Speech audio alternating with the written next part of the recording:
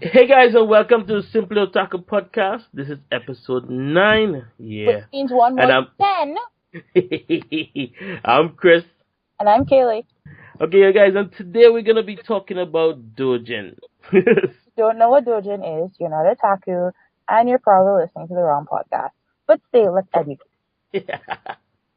Right, so before we get into that, let's go to the anime manga related news.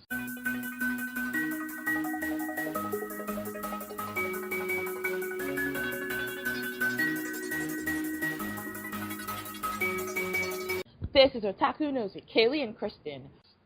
So Okay, Kaylee, sorry. Okay, this is like absolutely super awesome. If you've been listening before, and you better have, you know I'm totally into Yuri.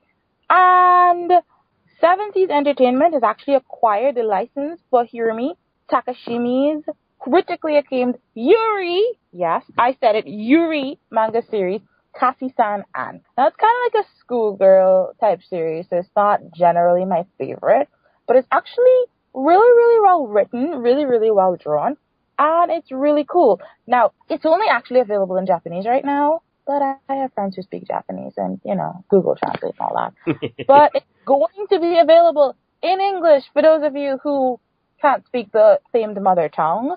Granted, it's not coming out until next year on February 28th, but they're actually going to be debuting the entire series for North America. And it's going to be in print with at least one color insert. It's going to be super awesome.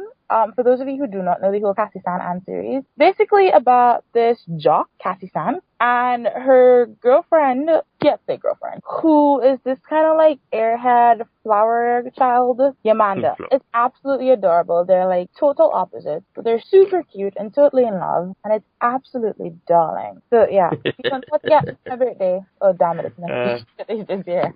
Oh well, but still, it's really cool. Right. So guys, 70s Entertainment has expanded the digital manga library onto Barnes and Noble platform. So they've launched several of their New York Times best-selling series like Dragonair Academy, Magical Swordman and Summoner, Amazing Agent Luna, Witchbuster, Sev Vampire, which looks awesome. I'm gonna look to it. I've never read that. I've never read this one, so I'm actually reading that right now. After I found out about it, I've seen it, but I've never read it before. So I was like, okay, this is interesting, right? But right, so that's all for that. So go to the website and check out the link heading into this, or go to Barnes and Nobles and search for manga. So guys, Viz Media is bringing home Ranma Half. The anime series is now in a new Blu-ray set. It's an awesome anime. I think everybody should check it out. If you're into the series already and you just want to collect it, you should get it. If you're just a newcomer looking for a great anime to watch, that's the one to get. So it's gonna be available and sold for at the US $50 and Canadian $68. Why is it such a big jump though? That's okay. So you guys look out for Ranma Half is gonna be awesome, and go collect it. Go get it. It's gonna be interesting. There's There's 161 episodes in the set that they're coming with. So guys, also from Viz Media, this is announced that they're releasing new One Punch Man consumer products. So you guys who've been wanted, they're the ones on. The market has One Punch Man stuff that people make, but this is official One Punch Man. So what's the word? What do you call it? Accessories, novelties, figurines, caps, bags, everything One Punch Man. You're gonna be able to get it now because they've teamed up. Viz has teamed up with some interesting merchandisers. So you guys are gonna be able to get your hands on these apparels as soon as they become available. So you're gonna get your keychains, your swimsuits, your fashion tops, backpacks, wallet. My favorite thing, the t-shirts, underwear. Okay. Underwear. Interesting. Magnets and buttons as well. So yeah, you're gonna be able to get your One Punch Man stuff. And get a hoodie. I want a hoodie. I want a One Punch Man hoodie. Right, so guys, yeah, I want a One Punch Man hoodie. So Kaylee, what do you have first? So I'm not that big of a fangirl for figurines and action figures, but I know a lot of my friends are, and I know Chris is. He has a collection. Huge collection. Big nerd. My collection is not huge. Tiny collection. That takes up a ton of space. Anyway. Yeah. Go ahead. Okay. I wasn't against that. It takes up space, it's true. Anyway, Undertale, the video game Undertale is actually going to be releasing figurines. Now, they're not available yet, but they are available for pre-order, and it's going to be a set of 5 figurines. They're $15 each, actually, and you can get the entire set for $70. It's currently available on Fangamer, so you can actually go there to make your pre-orders for all of you Undertale fans. For those of you who don't know, Undertale is a video game with a dog. Okay. Now, they're actually doing some figurines on some of the more memorable characters like Sans, Papyrus, and Lesser Dog. Anyway, this is going to be really cool for all you gamers out there and you nerds who like to collect stuff. Like Chris, you should totally get on this. Probably. Yeah, you should. Now into the fun stuff, the meaty, sexy Dojin action.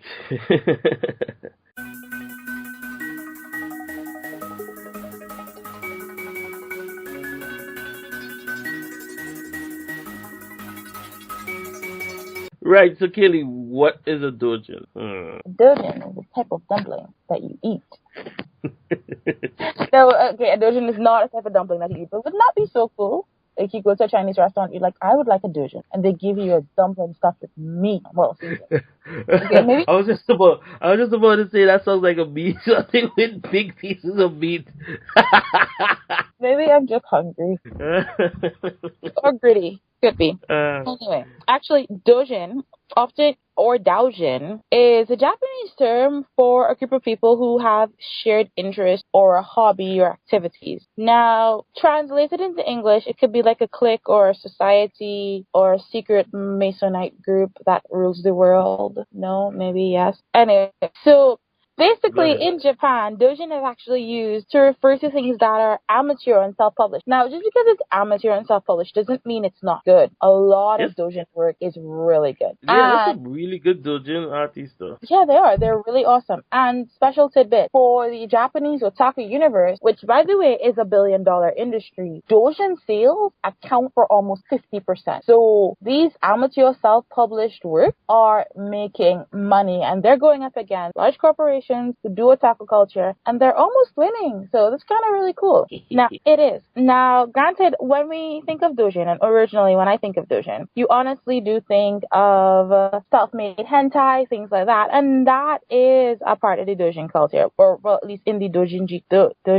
culture, right? So, yeah. I mean, we think of we always think of the hentai, but there are dojin games, dojin manga, dojin anime, dojin artwork, it is huge, and dojin culture is becoming more and more mainstream. Mainstream is not necessarily bad. I mean, I know we generally go, oh, it's mainstream, and we shy away from it, but mainstream just kind of means that your favorite artist or self-publisher is becoming well-known and is, coming into their own as a person and is actually going to be able to make money off of what they're doing. And we all want someone we like to make money off of what they're doing so they can get better at it and they can do more. But I digress. I'm going off in a tangent. Anyway, dojin culture has become more and more mainstream, and as it's become more and more mainstream, the main method of distribution has actually been through two dojinshi conventions that they have in Tokyo Big Sight, held in both summer and winter. Now, you guys are otaku, so I'm talking about the Comic Con, which is, okay, actually they have a lot of them, but this is the largest convention. They have it in the summer and the winter, and there are thousands of dojinshi and dojin creators, and there are tens of thousands of otaku fans who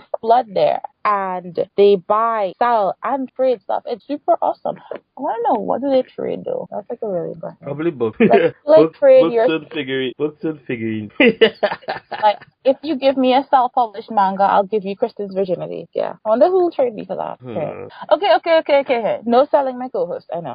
It's illegal. All right, but now here's the thing. There are some who are like really, really good. Like if they have the money or if they just wanted to, they could work for these large companies like 70s Entertainment and Viz Media who push out really good work.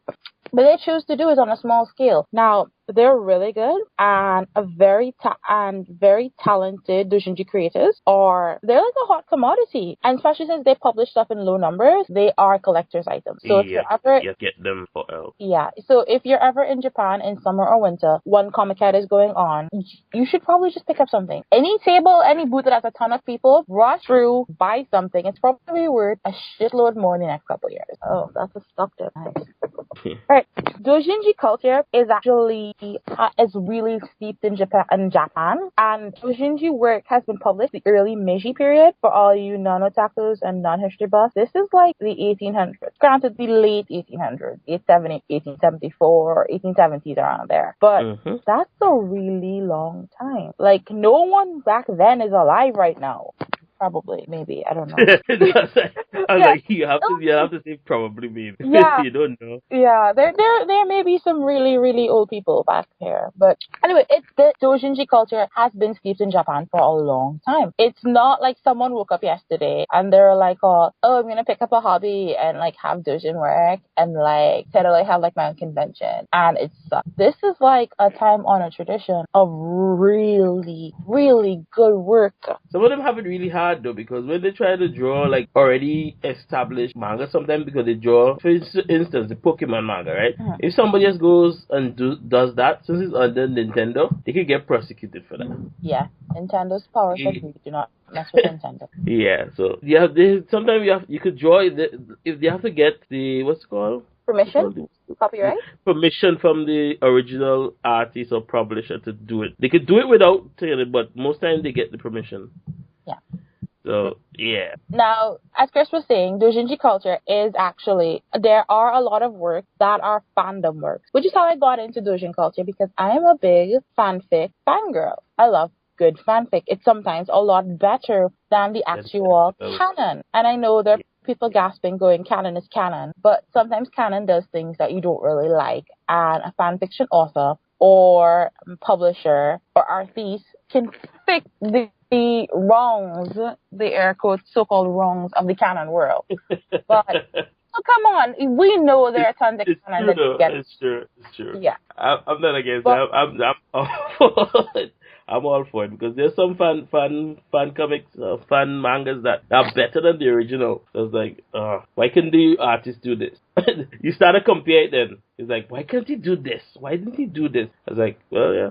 That is true. It gives you a chance to view the storyline from your worldview, whether it be maybe yaoi or yuri, whether it may be zombie, whether it may be historical or mecha. You can get to view it from entirely different views, and you get to put characters that you want together, characters you hate together. You get to remove whole storylines and change worldviews. But big fat but not all dojin work is fandom work. So not all of it are based upon already existing things created by large publishing companies. A lot of dojin do original work. So you may go and find an original manga series that is just created by this dojin artist, that came from his or her head, that's completely newly conceptualized, that you probably may not be able to get outside of Comic-Con or one of the smaller conventions or from their website. And these dojin artists, by and large, they're regular people, so they don't have these huge distribution channels that other artists say, the Nintendos and the Viz mangas and Bandai Namco's have. It's just this one person or this one group of people who are working. So they're very low profile. So when you get to know them and know about them, a lot of it is through you knowing someone who knows Who someone. introduced you to it? Yeah. Yeah, it's actually really, really small scale, and it's actually really cool. I honestly like it because I like the fact that maybe if I could draw better than a stick person, I could totally do this. Maybe I should do like a stick person manga. Would you guys read a stick person manga? Like, I promise, legit promise the storyline would be awesome. Story's gonna be good, but But the get a stick person. drawing. Yeah, they probably won't. Might be interesting to read still. So, I am yeah. going to do it with Paint, Microsoft Paint. Microsoft. Yeah, it's going to be the most low-key stuff ever. The thing is, honestly, my mom is like a really amazing artist, and my brother is a really amazing artist. You could get them to do it. If I could draw a straight line with a ruler, I'd just accomplished something. Yeah. You could get them to do it, so, yeah. My mom's mother is very, she's very low-key, she's very Christian. So if I wanted to do a manga, it would have to be a manga about serving God. Oh. I think maybe only the Christian otakus would read that. Yeah, and my little brother is like, he's 12, so I'd probably have to buy him money or food or something. Yeah, that's all little kids, little siblings work. Not all of them, but no, mine can be bribed with science stuff. If I buy him a whole bunch of science kits, he will do it for me. He's a social science nerd. Right, I said it worked that way for them for now. I can still beat them up. I want to encourage you guys. This is not my recommendation for the week, but I want to encourage you guys to get more into the Dojin circle if you're not, because there are some really awesome, amazing things out there beyond the fan works, which are really good and sometimes come out much better than the original, and other times you can actually can't compare the difference between what a Dojin artist is and the original. They're that good. But beyond the fan works, which I know people are more likely to go to because you know the characters already, there's a lot of original work from Dojin artists. You know, could be considered a Dojin though? Us? One Punch Man could be considered a Dojin. No, it's not. Maybe in the beginning it was, because the original artist. No, if you listen to me, the original artist is. If you see his drawing, if you ever, I don't think you ever looked at it. But there's a manga called One Punch Man 1. That's the original artist. He can't draw properly. Wow. So now everyone's gonna kill Chris. He listened to baseball. No, so he can't really draw that good. So this was his name. Oh my god, I can't remember his name.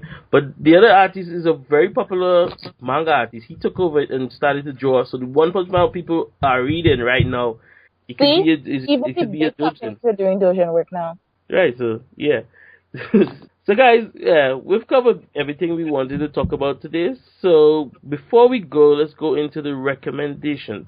So Kaylee, what are your recommendations for the people this week? Okay. So my recommendation for this week is this really awesome manga I kind of tripped over called New Gate. It's kind of like this anime Sword Art, whereby players fight for their lives, or they turn into old games. Or they die. Right. So my recommendation is actually Black Clover. It's in the world of Black Clover, everybody has magic. Almost everybody. The protagonist of this manga doesn't have any.